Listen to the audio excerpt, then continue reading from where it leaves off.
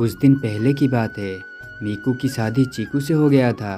उन्होंने love marriage की थी। वो दोनों एक दूसरे से बहुत प्यार करते थे। मीकू बहुत खुश थी क्योंकि चीकू के पास एक अच्छी नौकरी थी, साथ ही एक छोटा सा परिवार भी था। चीकू की 2 बहनें और उसकी माँ थी। उसके पिता कुछ दिन पहले उन्हें छोड़कर चले गए थे। मीकू ने सोचा कि दोनों बहनों की शादी हो जाने के बाद अकेले ही वो घर पर राज करेगी। कुछ दिन बहुत अच्छे से कटी। एक दिन चीकू ऑफिस से घर जल्दी आ गया। अरे क्या हुआ, तुम आज जल्दी घर चले आए? अरे मीकू, हमारी कंपनी हमेशा के लिए बंद हो गई। अब हम क्या करेंगे चीकू, घर कैसे चलेगा? अब भी तुम्हारी 2 बहनें घर में हैं।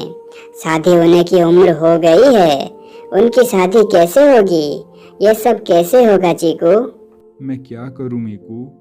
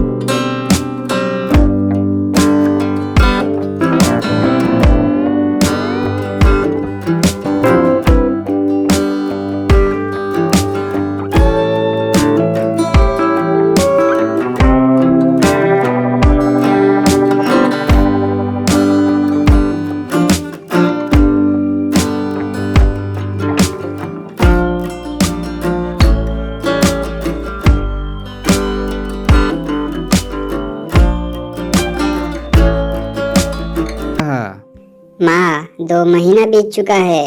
घर में जो भी पैसे थे वो भी खर्च हो गए हैं। अब मुझे ही कुछ करना होगा।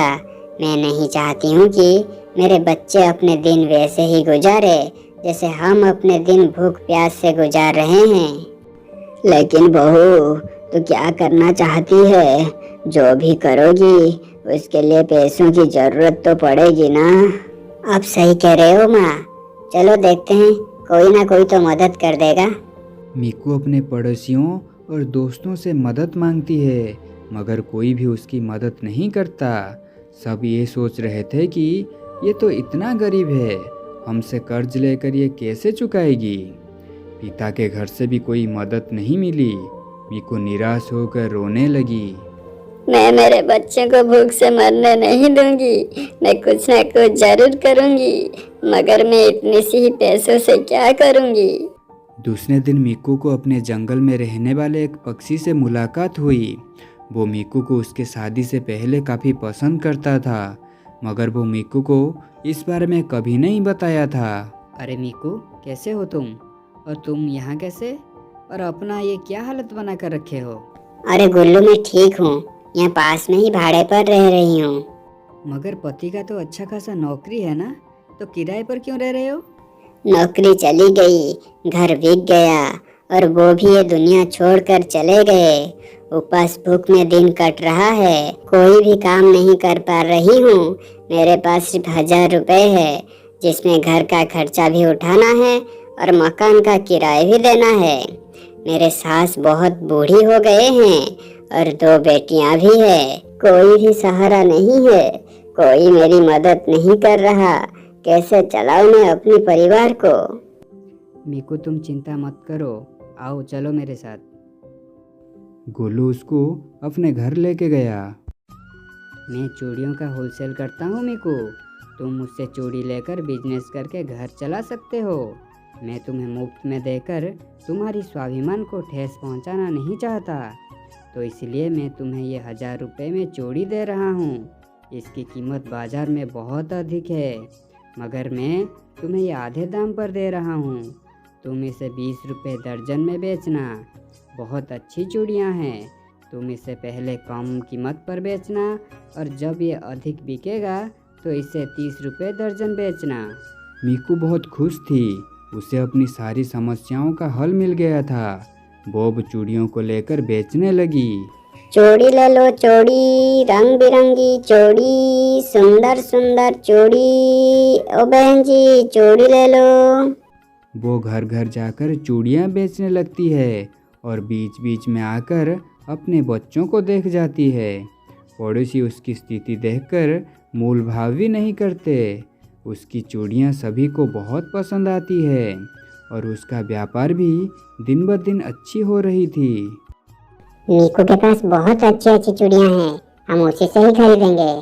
लोग उसे शादी और त्योहारों में चूड़ियाँ पहनाने के लिए बुलाते थे। इससे उसका इनकम भी बहुत अच्छी होती थी। ऐसे 1 साल बीत गया। मीकू की परिस्थिति धीरे धीरे बदलने लगी। एक दिन मीकू ने गोलू से कहा, गोलू तुमको बहुत बहुत धन्यवाद। तुम्हारे वजह से आज मैं अपना परिवार चला रही हूँ, नहीं तो हमारे भूखे मरने के दिन आ गए थे। ये तो तुम्हारी परिश्रम का फल है मीकू, मैंने कुछ नहीं किया। जितने अधिक परिश्रम करोगे उतने ही अच्छा फल मिलेगा। दोस्तों, इसलिए कहा जाता है कि मेहनत करने वाले की कभी हार नहीं होती।